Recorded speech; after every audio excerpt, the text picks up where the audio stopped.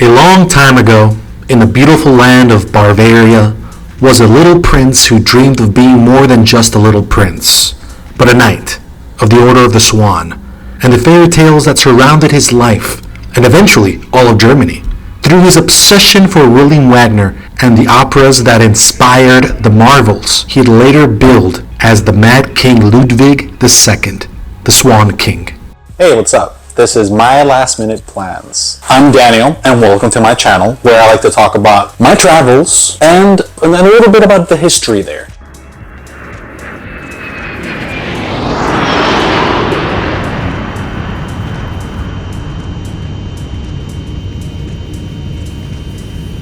Ludwig II was born in Munich, in Nymphenburg Palace in August 25, 1845.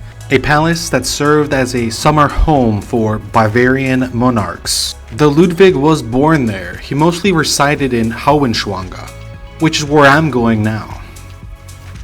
My phone didn't work, and the rental's GPS took me off course. I was lost for a few hours until I found some Wi-Fi. After connecting to Google Maps, it continues to work, even without Wi-Fi.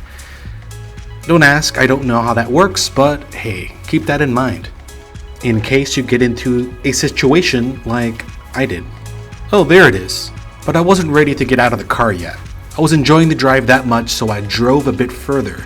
Not far was Fusion, a Bavarian town a little north from the Austrian border. I'm a little disappointed that I didn't stay longer here, because the more I read about this place, the more I realized I should have just gotten a hotel here and visited all the cafes, the art museums. There's a hiking trail, there's even a ski resort.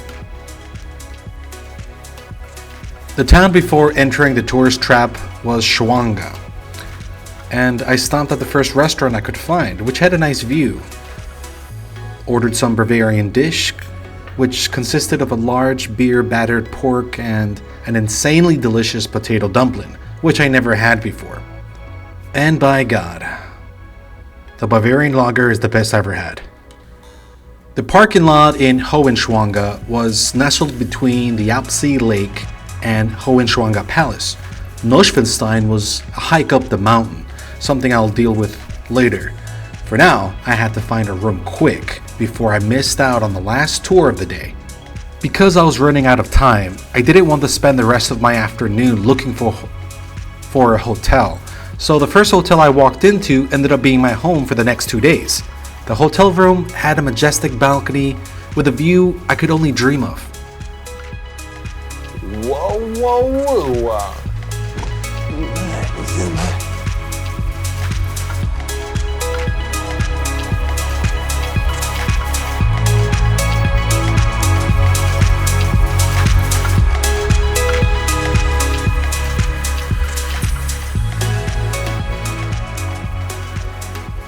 Hotel Mueller was actually surprisingly cheap.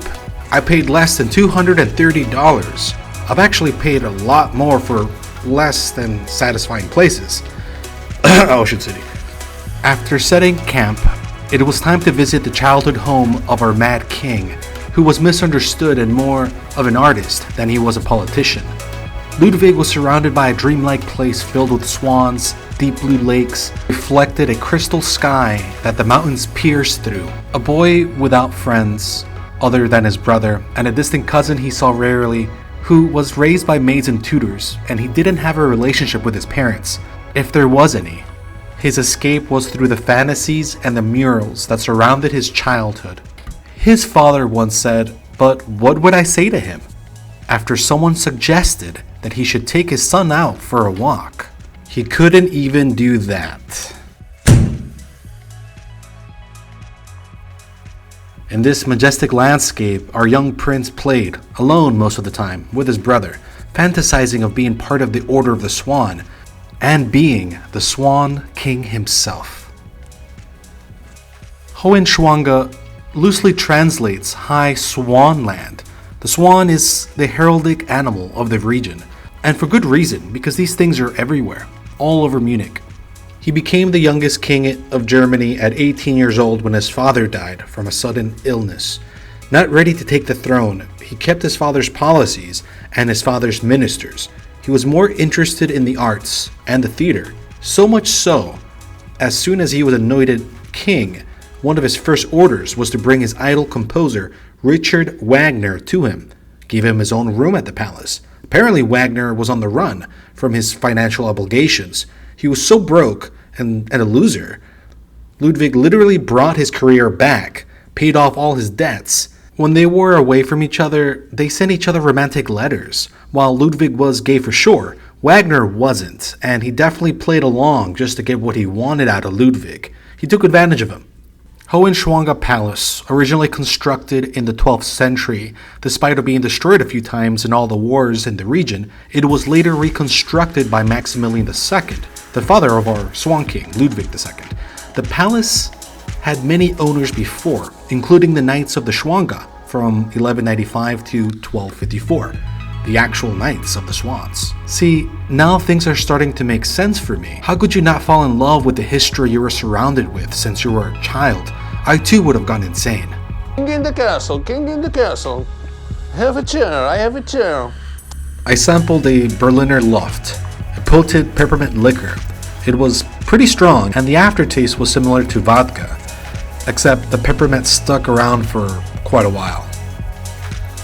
I then ordered the same pork and potato dumplings because I loved it that much. Back at the hotel, I enjoyed the balcony a little bit more and enjoyed the rest of my night. The following morning, it was time to visit the main attraction, Neuschwanstein Castle, often referred to as Sleeping Beauty Castle. I had a German breakfast, which I did not enjoy. I forgot what I ordered, but let's just leave it that way. Neuschwanstein Castle was a bit of a hike up the mountain, so I hitched a ride. Constructed in 1884, the castle was inspired by Ludwig's passion for Richard Wagner's operas. The king played a hands-on role in its design, insisting on detailed plans and personally approving every draft. It's fair to say that, essentially, he designed the palace. Despite Neuschwanstein's exterior resembling a medieval castle, it was outfitted with a cutting-edge technology. The palace was riddled with secret entries for the servants to move about unseen.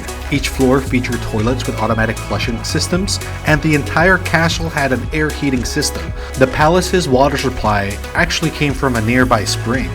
He was engaged once to the Duchess of Bavaria, but he kept postponing their marriage. In truth, like I said before, he liked the boys. And in a time where that was kind of frowned upon, he kind of suffered. But not only that, the only other person he had left was his brother, who was now institutionalized. He did visit him quite a bit, but sadly, his fate would end up the same. Though the people did love him, he wasn't very popular with the government, since he was more interested in his own endeavors, like building the castles.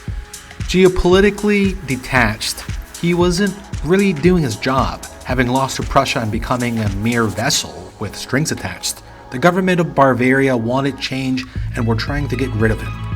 It was then also rumored that Ludwig II started to have hallucinations. He was always eccentric, but he then had grown to be a bit more paranoid and aggressive. Finally, the government found a solution, and they got a renowned psychiatrist to pronounce the king unfit to rule. They arrested Ludwig in Neuschwanstein Castle and locked him up in Berg Castle near Lake Starnberg, where later he would be found dead. His death is shrouded in mystery. There are plenty of rumors of the government silencing witnesses. There's even a story about the coroner was forced to lie about the autopsy and got rid of the evidence that Ludwig was shot in the back attempting to flee on boat.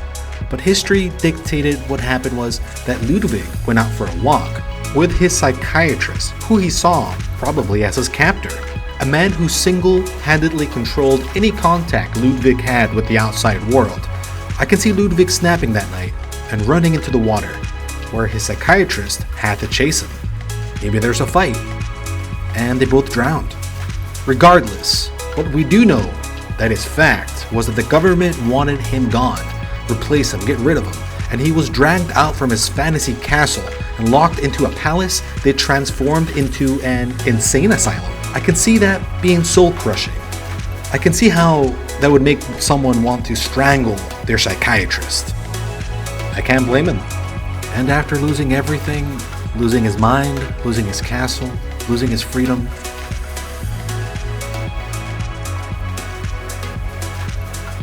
today, his castles bring a lot of money through tourism, annually forking about $15 to $60 million into the Bavarian treasury.